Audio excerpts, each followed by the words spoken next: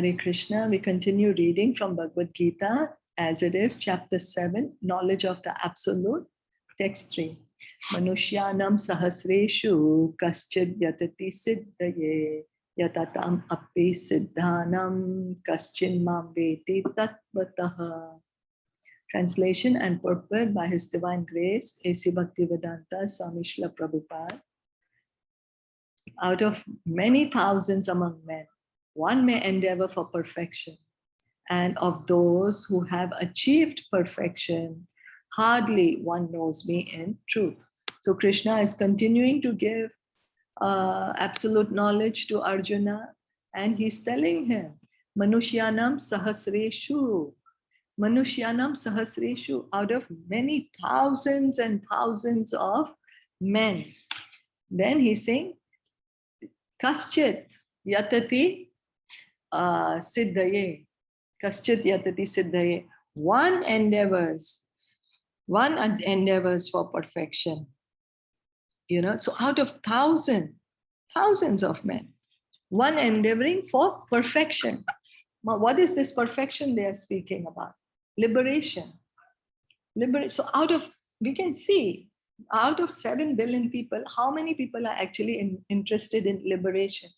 And then Krishna is saying, of those people who are endeavoring for liberation, hardly one knows me in truth.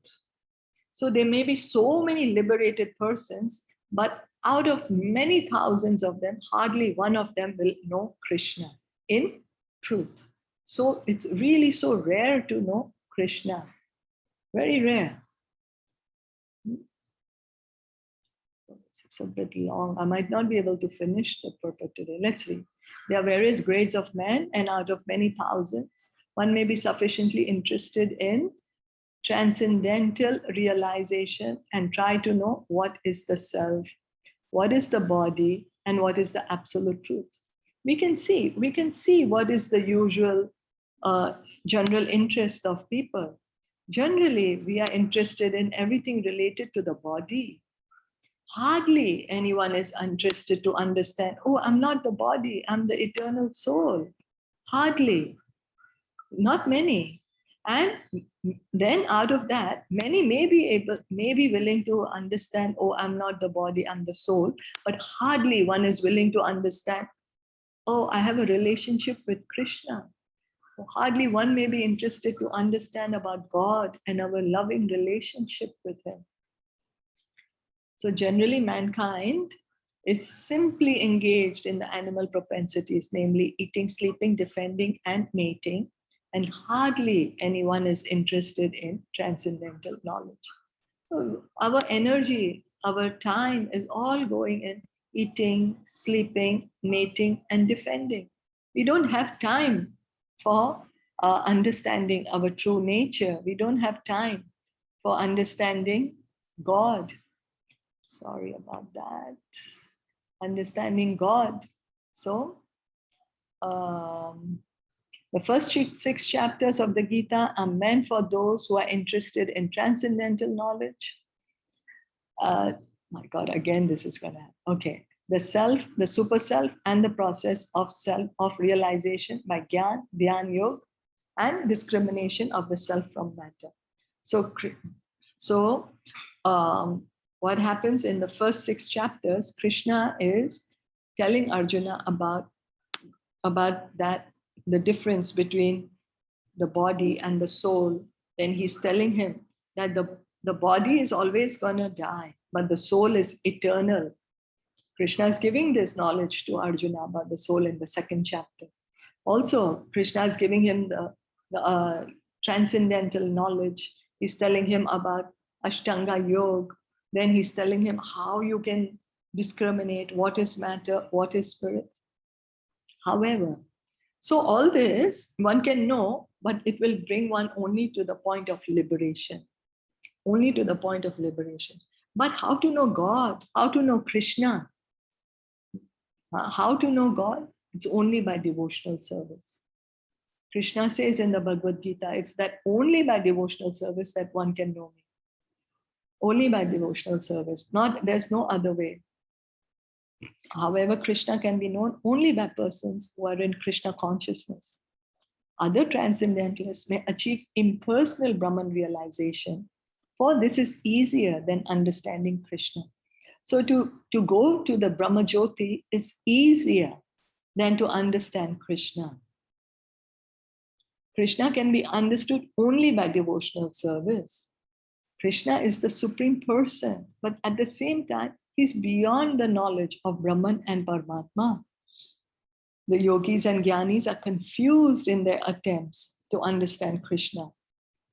So actually, it's Krishna is difficult to understand. It's just by mercy of Lord Caitanya.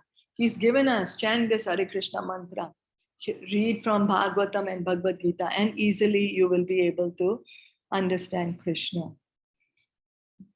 So although the greatest of the impersonalists, Sripad Sankaracharya, has admitted in his Gita commentary that Krishna is the supreme personality of Godhead, his followers do not accept Krishna as such, for it is very difficult to know Krishna, even though one has transcendental realization of impersonal Brahman. So one may be one may have realized the Brahman. One may have realized the Brahman, but it's not easy to know Krishna. It's easier to realize Brahman than to realize the Supreme Person, Krishna. So Sripad Sankaracharya, he's the propounder of the impersonal theory. He's the propounder of the impersonal theory. And yet, in his commentary on the Bhagavad Gita, he is saying that Narayan is the Supreme Lord and one should engage in the worship of Narayan. He's saying that Narayan is beyond the modes of material nature. And yet his followers don't accept it. They don't follow his teachings. Why? Because it's not easy for them to understand. How is it that we can understand Krishna? Only through devotional service. Krishna says that by devotional service, I can be understood. That's the only way we can understand Krishna. And devotional service begins by hearing and chanting. Hearing and chanting. So we'll stop here for today because I'm just running a bit late. Did you have any comments or questions? And we can continue with it tomorrow. Sorry about that. Yeah, we can do it tomorrow, but I just had one thing to add. Yes. I just heard in class today that like how we saw that from impersonal, like when you have impersonal liberation, you again come back because Ravan had impersonal liberation. Shishupal had impersonal liberation, and then also Kans had impersonal liberation, but they all came back. Like they had the 3 Janmas. Yes, they were cursed also, but that was arranged to show that from impersonal liberation, you fall down. And when they came in the Adi-Lila as Jadai and Madai, after that, they went back to Godhead. So this is very, very important. This is what Krishna is trying to explain, that from impersonal Brahman, we do fall down. So that's why chanting is very important. Devotional service is important. Associating with devotees is very, very important. And yes, no matter what, you might feel that what we are doing, but still, I think chanting is important. Doesn't matter. So yeah, again, this is the glory of chanting. Again, one more glory. Jai. Wonderful. Thank you. Thank you. Yes, very appropriate. How Jagai and Madai, they kept coming back. Jai Vijay, they kept coming back. And then after they came as Jagai and Madai, they got pure devotional service.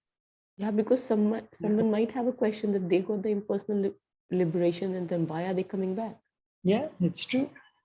It's so true. There is the explanation that you fall down from there. Yeah, wonderful, wonderful. Thank you. Wonderful example. Thank you. It was Adi Gadadhar Prabhu's class because he's doing from the beginning. So from chapter 1 of Canto 1, I've been listening so that it's little. So yeah, there he mentioned this. Yeah, thank you. Wonderful. Okay, so we'll stop here for today then. Thank you so much for listening in and joining in. Bhagavad Gita ki jai, Shilpa Prabhupada ki jai, Gaur Bhakta Vrinda ki jai. Hare Krishna.